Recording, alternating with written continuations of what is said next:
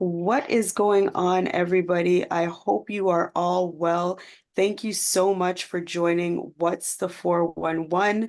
I am excited. I have a very fabulous guest here today on the show with me, as always, Mr. Trevor What is going Dunlop, and he is going to give us the full scoop on his journey today. So why don't you go ahead and introduce yourself, Trevor? Let everybody know who you are and all the great things that you're doing. Hi everyone, and thank you for having me on your show, Miss Ellie. It's a great pleasure.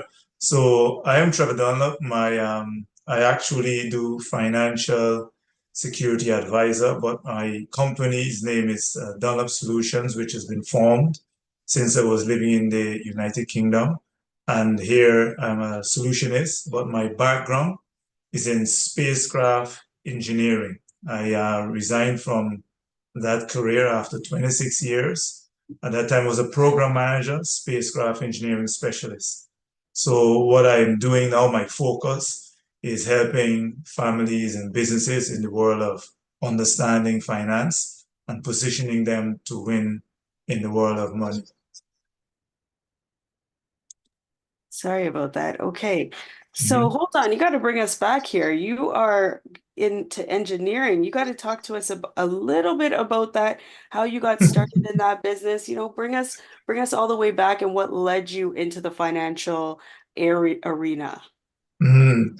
I have to admit that I have to be careful not to get carried away speaking about my previous career because it's one that I truly enjoyed. And there's a huge amount of successes that I was fortunate to enjoy.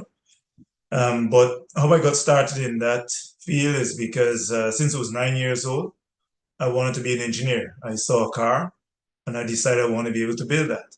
My father told me that to do that, I have to be an engineer. So he told me what subjects I needed to focus on. And the main ones were physics and maths. So those subjects. From the age of 13 years old, I dominated in those subjects for the rest of my school years, straight through to A levels and degree. And in the end, whilst I was in the UK, because I ended up getting to the UK again because of my uh, performance in my examinations. And one company had a few job positions and they advertised in the college I was attending. Unknowing to me, the dean of the college told them about myself because at that time, the the dean and the tutors used to had nicknamed me the whiskey of the college. And so I wasn't applying because I didn't have any experience in engineering. But in the end, when the dean basically explained something to me, and I'll mention it here because it's a very important thing. He said, if you don't apply, you're not going to get a job, correct? I says 100% correct. He said, but if you do apply and you don't get the job, you haven't lost anything, have you? I said, no, I haven't. He said, but if you do apply and you get the job, it's a result, isn't it? I said, yes. He said, so what are you going to do? I said, all right, I'll apply. And that was, like they say, the rest was history. The job was waiting for me, I ended up in the industry, and I was not able to leave until the end of 2019. I practically ran out of the building, in a sense. Wow. Okay, whiz kid. All right. So you practically ran out of the building, but what led you from that arena into the finances? Well, I mean, you are already a mathematician. When you left school, you're very strong in math. So talk to us about why you decided to make that change. That's a good question. In fact, that's it's a difficult one to say it was a change because since in the UK, this is back in 2003 at least, I really started, digging a little bit deeper into mind development. And I also got in the circle of business owners who are predominantly real estate investors. And in that circle is where you started to learn and understand certain things about the system of money. And then they give me one book to read. And the book was called Rich Dad, Poor Dad by Robert Kiyosaki. And then from there, I went on to read Rich Dad Poor Dad Cash Flow Quadrant. And when I read that book and the principles really resonated with me. At that time, being an employee, I was thinking about becoming a contractor. But when I got to realize on the left-hand side of the cash flow quadrant is where you're basically trading time for money, I realized that if you actually want to be in a position to truly enjoy a great life, you need to be on the right-hand side of the cash flow quadrant. So since 2003, 2004, my focus was very much the element of how money actually works. And that ended up, as I built my ability with regards to real estate, I then got the UK equivalent of the CRA to visit myself at home and discuss certain things with regards to tax laws. And so I started understanding how, tax and the tax implications of your money. And eventually, when I came to Canada now, I got more involved with my eyes opening, more access to more in the world of money.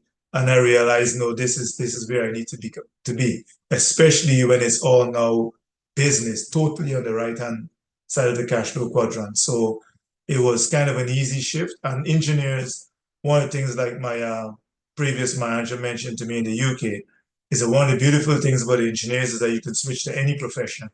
Understandable because engineering is pretty difficult. It's extremely difficult. And then when you now combine that with the element of spacecraft engineering and the systems development and the maths and the algorithms, switching into money is just numbers again. So it's no big deal. It's Mm. just understanding some new things, right? Yes, well, we definitely have a genius with us in the building today, guys. We're Mm. excited to jump into this conversation and get a little deeper. So you're talking about the money flow and the right side and the left side of the cash flow.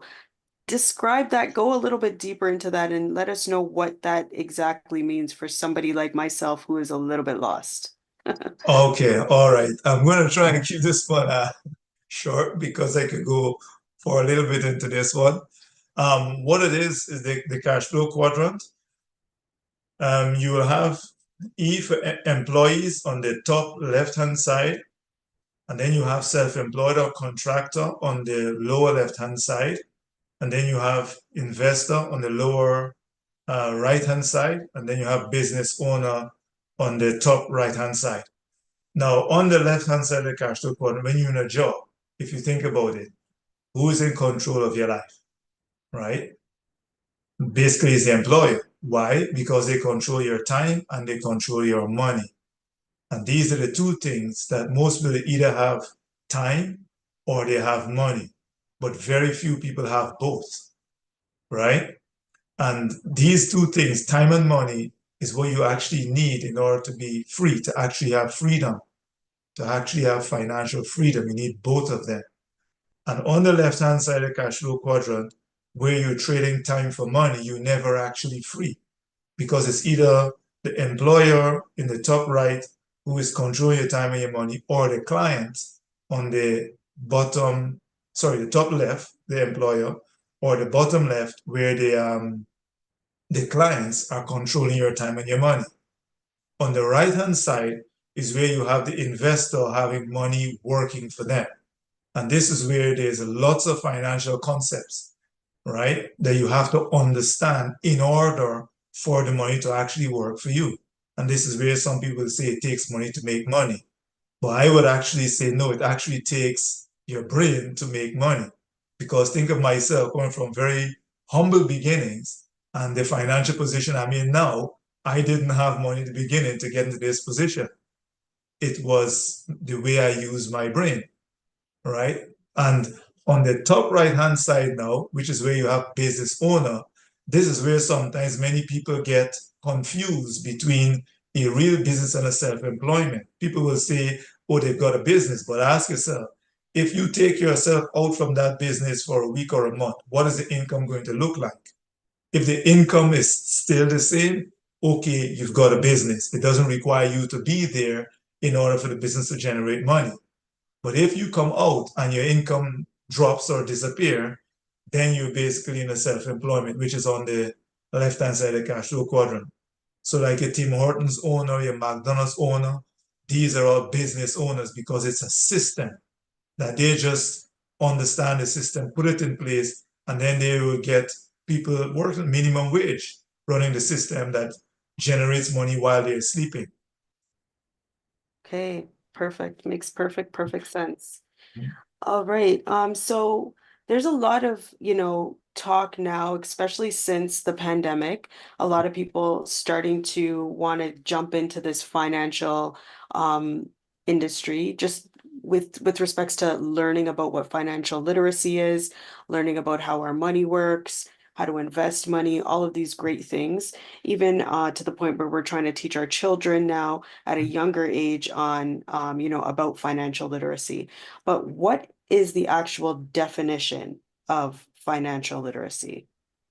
Um, I think a good way to say it basically is a term used to describe a person's overall knowledge and understanding of finances, right? This includes things like personal money management, budgeting, investing, and when you're financially literate, you understand how these different aspects work and their importance in your financial success.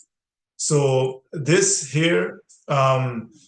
One of the things that, because I write a lot of articles as well on in a channel I call Psychology of Money Intelligence. And for a while, I may also use the term financial education and financial literacy and these combination things almost sometimes loosely until you get to realize that financial education, yes, you can get all the knowledge, but if you're not applying that knowledge, then what good is it? Right? And then you get to realize that financial literacy is having the knowledge and implementing the knowledge, implementing the strategies to keep putting yourself into a better position all the time. And it's an ongoing process. Definitely like that because I heard a saying that people always talk about, knowledge is power, which is only true if there's an application of that knowledge. So if you're not applying the knowledge that you are attaining, then it's almost pointless, So Yep. it's so important. So what are some of the strategies that we can use once we're learning about financial literacy to help us to actually apply them to our daily lives? That's a good question. In fact, they're all good questions. Some of the strategies there, okay, the very first thing I would always say is that you want to start by understanding the laws, the rules of the system of money. That's the first thing you want to do. The next thing you actually want to do is to align yourself as closely as possible with someone who actually understands the rules of the game, because that way I don't want to see you get to shortcut your time to success, but you basically do, because someone who really understands can help you to avoid, many of the pitfalls, right? Some other strategies now is what I would say is positioning yourself to minimize taxation, because there are two things that causes poor people, or I shouldn't use the word poor, too loosely, but basically people who are having a challenge, um, having financial security, let's say, for example, or people who are not financially independent. But two things that keeps people in this challenging position, and it's the same two things that people who have a wealth mindset or a wealthy mindset use to be in a much better financial position. And these two things are taxes and debt. So the strangest thing is that now I'm doing it day in, day out, and you get to learn it properly. You get because I'm immersed now fully in the world of finance, that you understand it very well, you're seeing it, etc. But in the UK, I had to figure this out. After I read this book in, Rich Dad Poor Dad, I was in doing my year-end tax returns, and I observed that the small amounts of payments that I was making to the bank for overdraft facility or credit card interest or one of the no of these combination of things, month to month when your salary is so much £1,000, you think it's no big deal. And so when you have to pay out 20 something pounds or 30 something pounds each month, you didn't think it was a big deal. And then at the end of the year now, when I had to start filing my tax return, and you get to see it's like 4, 5, 600 pounds that is gone in some kind of interest or so, I thought to myself, well, hold a minute. If I multiply this by 10, that's 4,000, 6,000 pounds. I said, if somebody was to give me that money today, what would I do with that money? And then you get to realize it could even be a down payment for a house.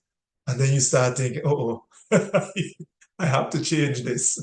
And so I immediately got rid of all debt, stopped paying any interest completely, meaning that not illegally, but just put myself into a position, no debt.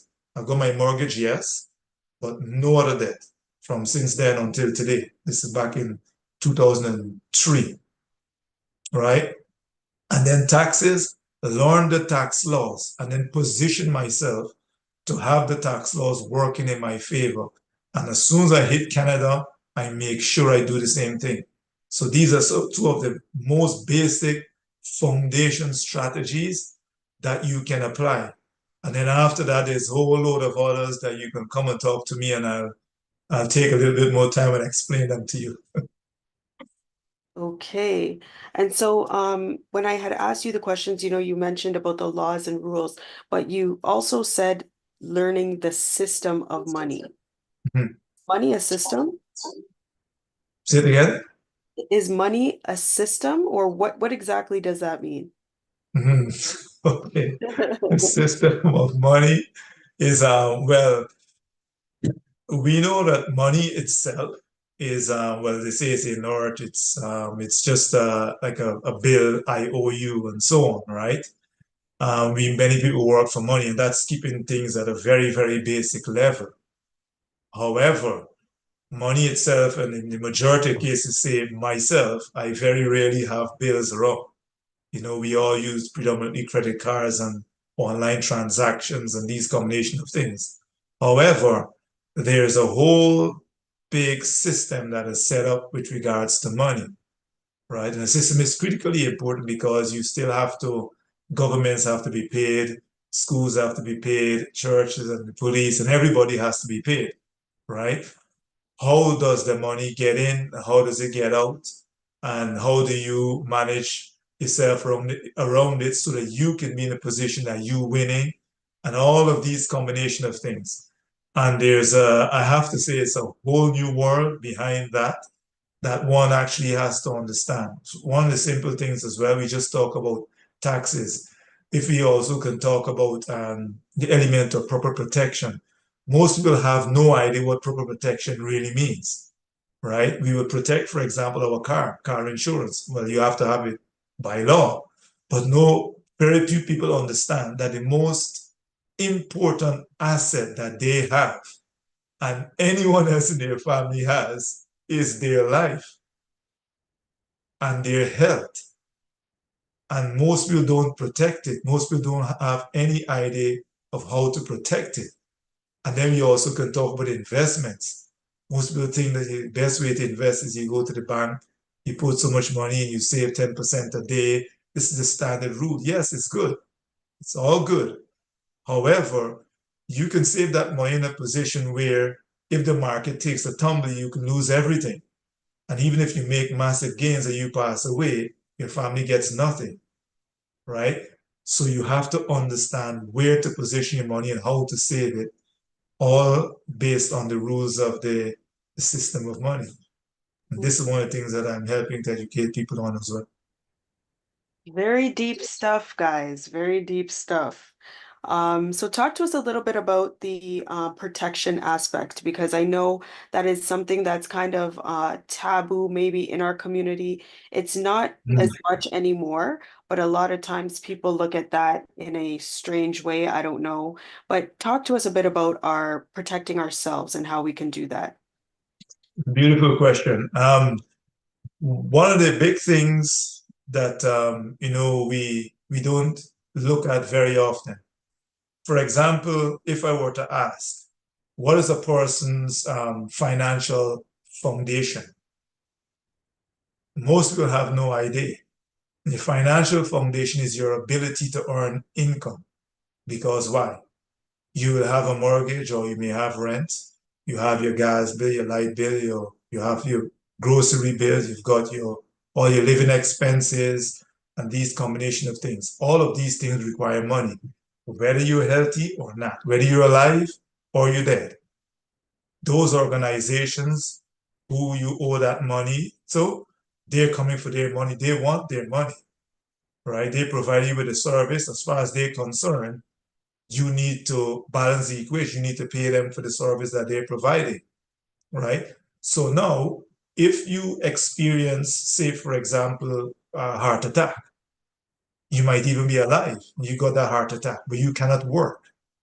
And if you cannot work and you've got a job or it might be consulting or so, and you cannot work, then what that means is in the majority of cases, your money stops coming in, right? In some cases, you might be in a good job where they might have a disability package or a critical illness package for a certain period of time.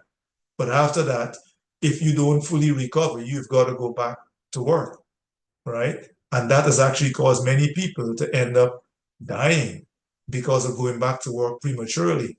The next thing also now you can pass away. Today, tomorrow you go down the road and a vehicle slam into your car. This just happened to a friend of mine. They're just at the crossroads and a vehicle come and I think it's T-bone them or something like that they call it. The whole family in hospital, hospitalized. So father is in a mess, which is my friend's brother. It's really, really unfortunate. And these things can happen like that anytime. He could have lost his life. And if things are not set up properly, his family, with that big loss of his income, is gone, can be plummeted into poverty in a heartbeat, right?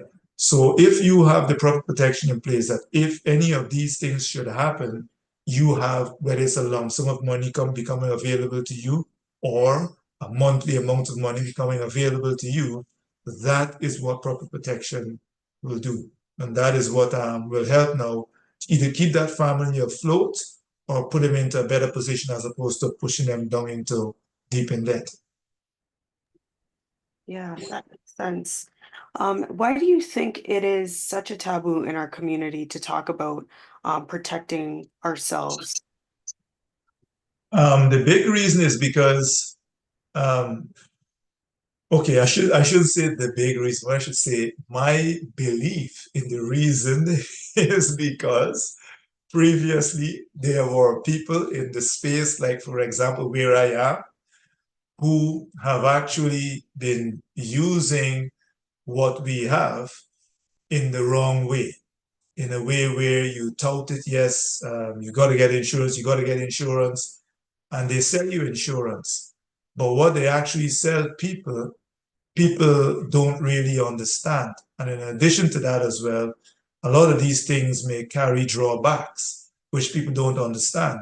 So when they find themselves in a position that when they really do need the insurance, then they get to realize that they don't actually have insurance.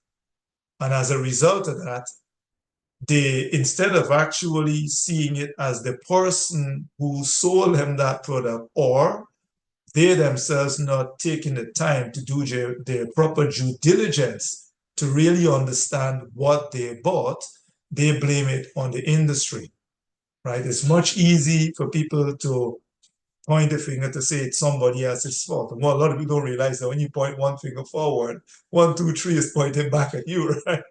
So people don't, and as a result of that, they just shift the blame onto somebody else, and very often it ends up being the insurance industry.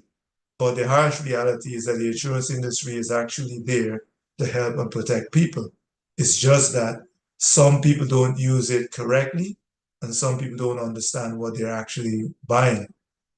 And this is why, in my view, this is the big reason why it ended up with quite a unwelcomed subject in our community. Some might say accidentally, some might say intentionally. Mhm. Yeah, that makes sense. And but in general, sometimes we find in our community that we mismanage our funds. We do at times mismanage our money. And now we're becoming more aware of how to spend, how to save, how to invest for from people such as yourself. And we're also learning about this concept about generational wealth. What does that actually mean? Very good. What I would actually say in terms of generational wealth, and by the way, yes, indeed, we're as a community becoming a little bit more aware of money, and yes, we have a good way to go still, quite a long way to go. Generational wealth, I would say it's kind of a twofold thing, right? The first element I would say is the soft one, which is basically the education, handing down of the right education to the children, right? And making sure that it's not given a, um, a top level, but deep ingrained in their system, in their psychological system, right? So that's the first one. And then the second one is the element of money, which is the one that most people talk about. And I believe this is one you might be thinking of when you mention the element of generational wealth. And that one is basically where you're having the wealth that you have created or generated during your lifetime is able to get passed down from one generation to the next, to the next, to the next, with minimum taxation. But at least, obviously, giving the government what belongs to the government, and also now allowing the next generation to be in a position better, um, just either the same as while you're alive or better off when you pass away, but definitely not in a position where they're wishing they have never been born. And that is the element that is happening quite a lot in our community, a lot. Because what gets passed on is debt and taxes predominantly. Yes, definitely. We see that happening a lot, either inheriting absolutely nothing or you are inheriting debt, and other financial strains onto you if somebody in your family happens to pass away. So how can we change that? Is it by the education and the understanding of how money works? I would say we can change that by, I mentioned earlier, aligning with someone who actually understands the business, or I shouldn't say the business, but understands the element of money, how money actually works, right? Why? Because most people have a very big restriction in terms of time, huge restriction. Because of this here, the level of commitment a person needs in order to develop the knowledge independently is quite high, and it's going to be a daily struggle as well. And long before they get to the point where they're really able to make any proper dent in it, they'll end up giving up, right?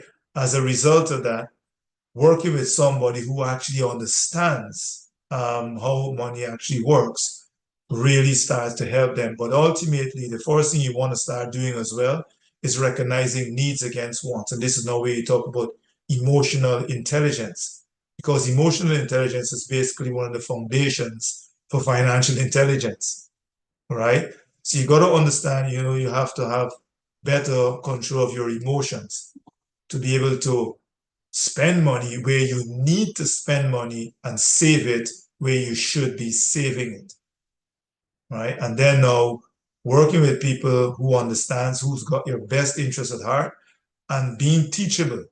Recognize you don't know everything and let the person educate you and let the person help to position you to win.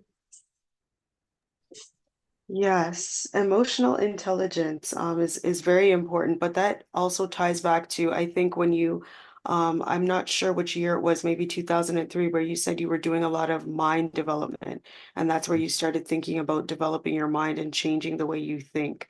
Talk to us a little bit about emotional intelligence and how that ties into mind development. Because if we're not able to change the way we think about things, Mhm. then emotional intelligence is not going to happen for us, right? How does the Yep. two tie together?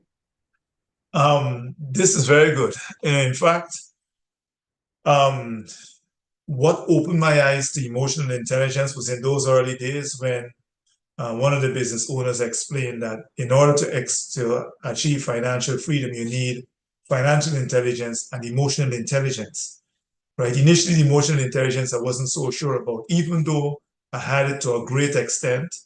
I wasn't quite sure about it, so I decided to start looking into it. And then another thing that you also get to learn, especially for myself in the later years, it's not something that applied in my case. So when you get to come across it in later years, you had to really think and observe, and then you get to realize, okay, yeah, this is a reality. Basically, what it is, you may hear it being said that many people or people buy based on their emotions and then justify it logically afterwards. For me, it's been the opposite way around. I buy based on the logic and then let the emotion follow afterwards. Use the emotion to enhance what I've actually bought. Now, why is this important? Think about this. One of the big things that causes a lot of people to end up in debt, for example, is say cars, right? Why? Cars and house, properties. Right? Why? Because everyone likes to be driving a car that is a nice, great, good looking car, close to the newest model, because a good car, very often people will see it as a bit of a status thing. And these combination thing, which is why you have car manufacturers are always bringing out a new model all the time. And this is why you have car companies can still own their cars and making money from the car that they own and they're not selling. Right? A lot of people, because why? People want the element of the emotion satisfied, but not necessarily looking at their finances properly to answer the question whether they can really afford that vehicle or not, or what that vehicle is actually doing to their finances, right? And as a result of that, that simple vehicle can cause people to start losing a lot of their money. Their cash flow end up being quite small and sometimes negative, and then you start going into debt, and you could end up in a downward spiral of debt, right? Was I in a different position? I too was in that position back in 1997, 98. But true enough, it was caused not because of the glamour of the vehicle, but simply because of the quality of the vehicle. It was a Golf GTI Mark III, right? I actually wanted the vehicle. It made sense to get it. It was at that time one of the safest vehicle and an amazing driving machine, right? The first one ended up being total, and then the second one lasted for many, many years later. But those vehicles, because of their cost, played a significant role of me having debt during that time. Right? It wasn't until, the beautiful thing, because I was aware of it, I literally locked down myself to make sure that I clear all of that debt. And I was able to do that in 2003. Strange enough, my last that I bought, it was hit in 2008 that the insurance company wrote it off, and I'm in a similar situation here again. It was a very good vehicle. And I thought, no, this is a good vehicle. I'll keep my vehicle. Very few people would do that. And I drove that vehicle for the remaining 4 years while I was in the UK with exactly the same conditions in. And I was at that time an engineering manager in the spacecraft industry. Who would do that? Because my emotions was in check. And as far as I was concerned, getting from A to B is what was important, and doing so safely, that was important for me. Mhm. Right? Yeah, that's important. That's important. That's a great story. It's important for us to understand the seriousness of that emotional intelligence. what are some tips that you would give somebody that, maybe a customer that's coming to you or one of your clients that is struggling with that? Because it's a big thing in our community, people have, the big eyes, like, they see something, they want it, they go out there, they get it. Not everybody lives within their means and spends the money that they actually have. A lot of people are out there spending money that they don't have. So, what are some tips you would give to somebody that might be struggling with that?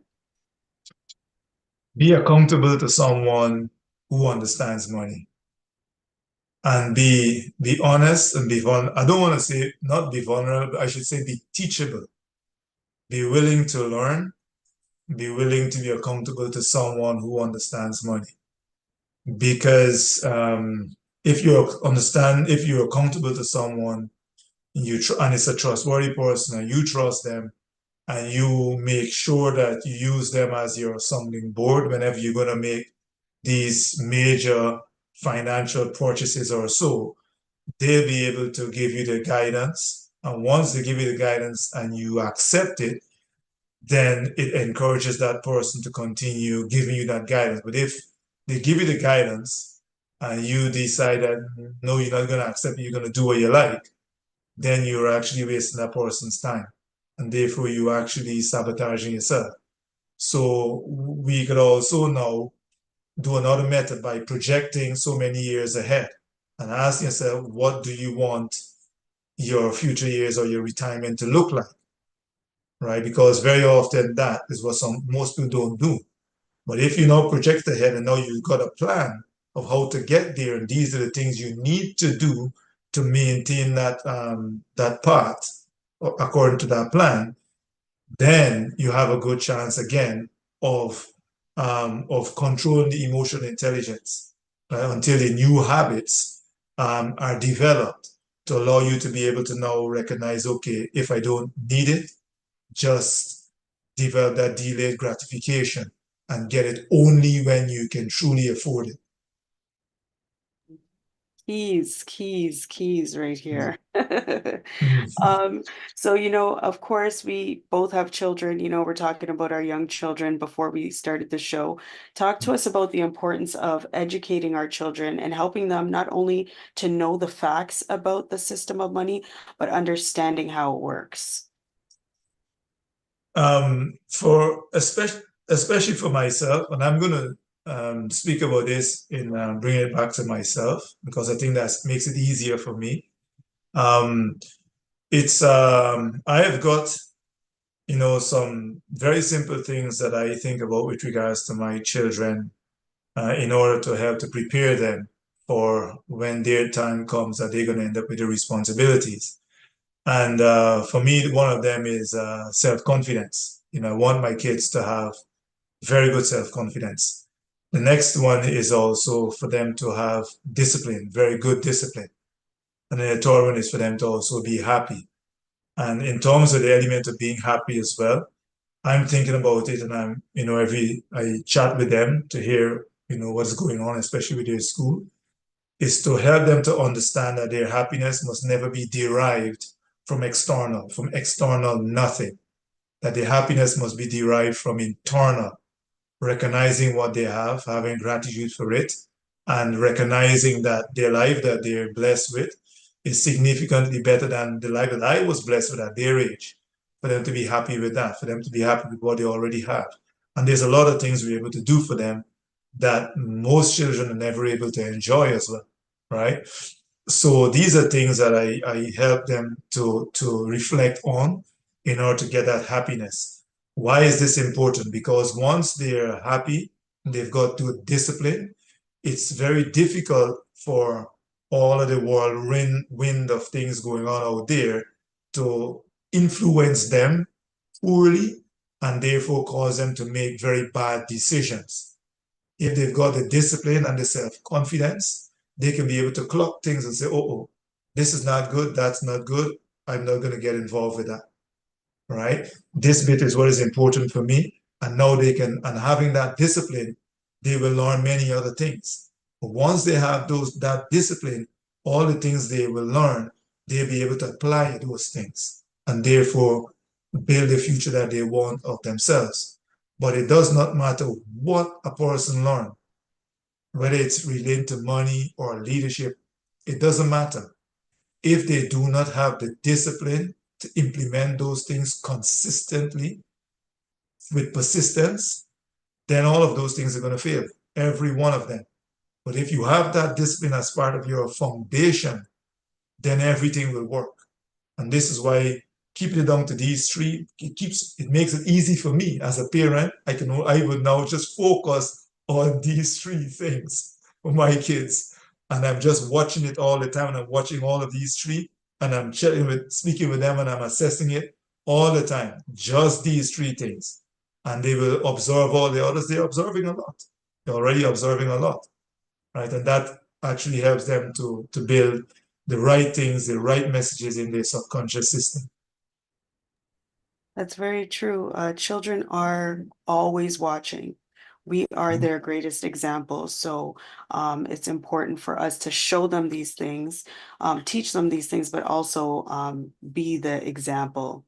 Because if they don't see it, it's hard for them to believe it, you know? Yeah. That's Mhm. awesome. Great Mhm. work. But talk to us about your services. Talk to us about your business, what exactly you do and the services that you provide. Sure. For myself, right now, the main service is financial education or financial literacy, the main service, and also mentorship, coaching, business mentorship. This is the main services I provide. The great thing about it is that I also have a suite of financial institutions that I have access to. So as I am able to show clients or people what they need in order to put themselves in a better financial position, I'm actually able to help them directly by allowing them to get exposed to the buffet of solutions that is available to them that I'm able licensed to offer them, right? So, and that is now on the soft side, we talk about the education, literacy, and so on. But if now we talk about the actual element of the products and services itself, it's pretty much the whole 360. I'm able to help a person indirectly with mortgage. Like, for example, only today, one of the gentlemen was calling to thank me for having referred him to one of our mortgage partners, who is helping him to take care of that. I'm also able to help people with regards to proper protection, whatever that might look like, directly, whether it's health insurance, extended health care plans, or critical illness or disability insurance or life insurance, whichever type they want. I shouldn't say if they want, but according to what their financial needs analysis shows is necessary, right? Because I also do my own taxes, both personal and corporate tax, predominantly in the UK, but UK and Canada here, it puts me in a position where I also understand the tax laws quite well. So when I'm helping my clients or people, I'm also able to help them that positions them where they're not at the mercy of taxes, right? They're actually positioned the best way possible to minimize tax that they pay only what they should be paying, right? Investments, I'm able to educate people the dangers or the challenges with where they have their money invested and show them better options and then put them into a position to win as well with regards to investments. And that covers the whole suite, whether it is tax-free savings account, RRSP or FHSA, or LIRAs, etc., etc. And and I'm also able to educate them on the advantages and disadvantages of them. I'm also able to educate them on, if they keep their money where it is, what the implications are going to be when they pass away, also, for example, and or when the market crashes, and show them how to win, whether the market is going up or down, right? And many people when the market is going down, people panic. That's when I'm thinking, where is my money? I'm looking for money when the market is going down. I'm looking for money because why? I understand the rules of the money game, right? So I'm able to educate people on that so that they can win whether the market is going up or down. And that also applies not only while they're alive, but also when they pass away. And it continues, even your mortgage, car insurance, pet insurance, and commercial as well, commercial products, group benefits, liability insurance, and these combination things. I have quite a lot of institutions, over 70 of them, and the key people in those institutions ready, to answer my call or send me a reply message or something, depending on the client's needs that I'm serving. Wow, so a true 360 of services and products Mhm. are being provided by you. That's great.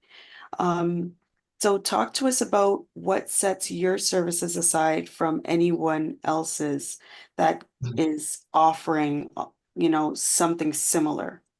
Mhm. All right, this one here, um,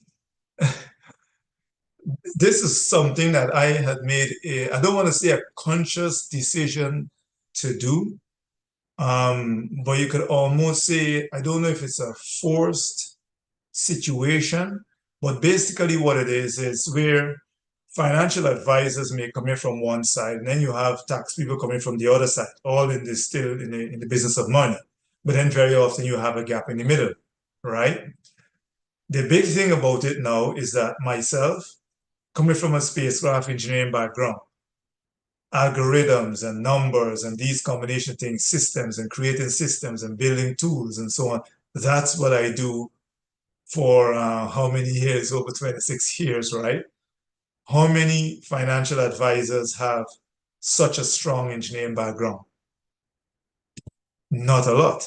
Not a lot. So when you think about it, that now combined with all of the general knowledge of all of the other financial advisors, plus the element of understanding the tax laws, right, in this country and of course the UK. So you understand things from both sides, plus incorporating the strong engineering background, which allows you to be analyzing things that people will have no idea where to even start, right? And you could do all of that processing, and in fact, this is where that's my fun zone because analysis and algorithms, if you leave me alone, I would do that all day long, right?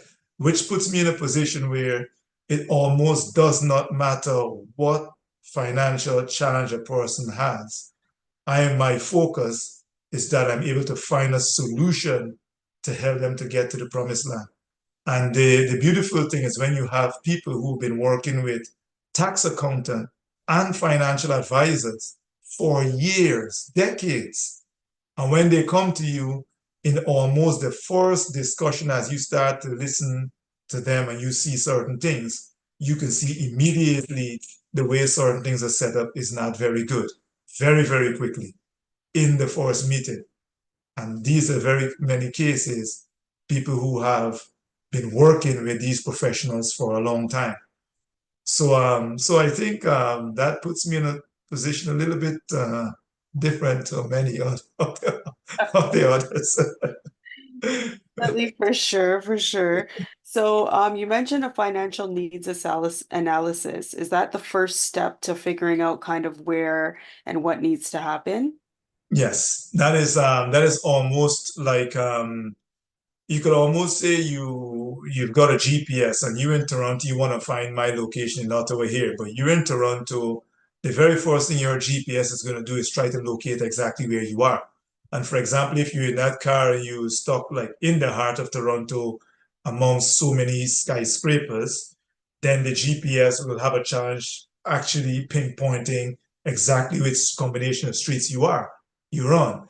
And if the GPS gets it wrong, you could end up on a completely different course, right? And that has actually happened to me in Manhattan a number of years ago, where the GPS was so confused between the buildings, it couldn't pinpoint exactly where I was. And so it could not direct me properly to get out, right? I had to use, some of the signs and so on to get me out of the big buildings until eventually the GPS was able to orientate itself properly and then to direct me properly. So that is basically what a financial needs analysis does. It allows me to see the whole 360 of your financial situation. your income, your expenses, your assets, your liabilities, your debt, everything.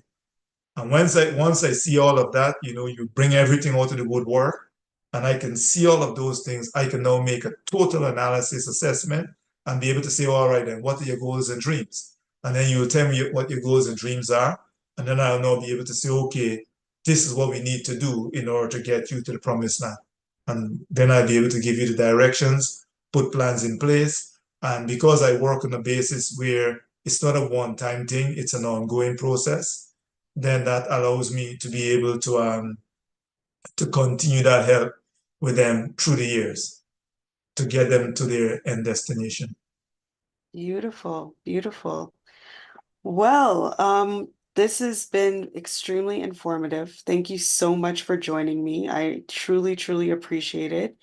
Let the people know where they can locate you. They need your services. You've got all this information. Let us know where we can touch base with you. And thank you very much for the opportunity to speak on your show as well, Miss Ellie. So, so for myself to get hold of me, one of the easy things is through LinkedIn. I predominantly communicate through LinkedIn, but I can also give my email address and my phone number.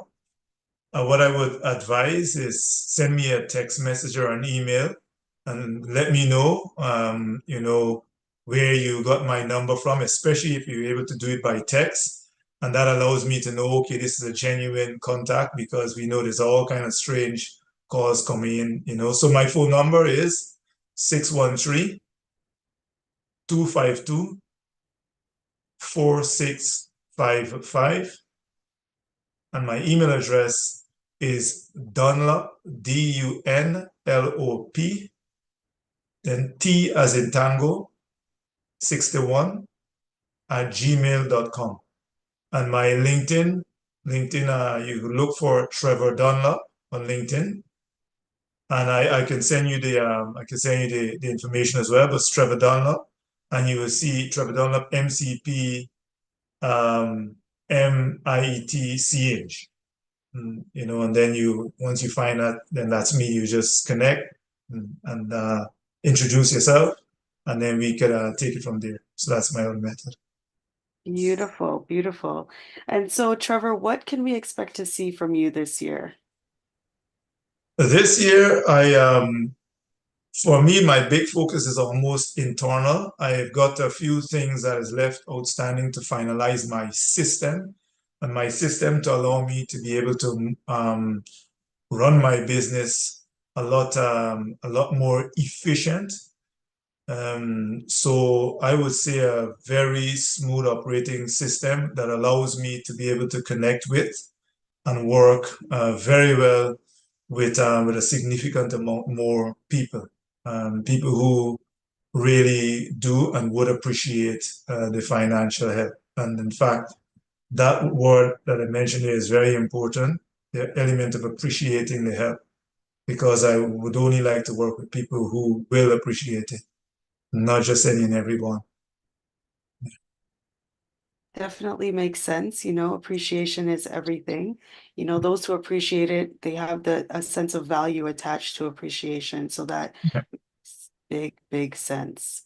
Mhm. Okay, so thank you so much. There's so much to learn. I hope you guys were taking notes. I have a page full of notes today from this interview. So you definitely want to make sure you're reaching out to Trevor. His number again is 613-252-4655, or you can send him an email, dunlopt61@gmail.com, or reach out to him on LinkedIn. Okay, make sure you guys introduce yourselves. Let him know where you've seen it right here on What's the 411 and that you're interested. Let him know exactly what you're interested in. I mean, he does it all, he does everything. So you just want to put it all out there. He's going to get in touch with you and you guys can get the ball rolling. So thank you so much, Trevor. I appreciate it. You have anybody you want to send a shout out to, say what's up to? Yeah, for sure. And thank you very much as well. Truly appreciate it. And I would like to give a shout out to Felicia Robinson Jolie, Yeah. with our spouse, Clavine Jolie, and our son. And I would also like to give a shout out to Marcia Darby and Gary Crawford. These are amazing people. I truly appreciate them. And I do have a number of other people that I really appreciate. One of the things that I'll say why I give these two a big shout out is because they are so serious about helping our community, and they're doing a lot of things, especially in this space, and they're connecting me also with a lot of people. And another wonderful gentleman as well. I have to give him a shout out, Vidal Regis for such a spiritually amazing gentleman. Beautiful people. I have a whole load of others, that I could mention, but I don't want to take up the whole evening. And I might upset some people if I don't mention their names as well. It's okay. Well, I definitely want to send a big shout out to Felicia and Marcia and Gary as well. They all, especially Felicia, she definitely was the one who gave me your information. She told me to reach out to you like right after I had the interview with her. She was definitely like, you need to get in touch with Trevor. He is the one that you really want to have on the show to talk to us about all of the great things. So I'm so pleased and blessed to have them as people that are always in the corner of anybody in the community that is trying to do something great. So they want to big up themselves right now. I know Felicia's in the chat. I think I see her there.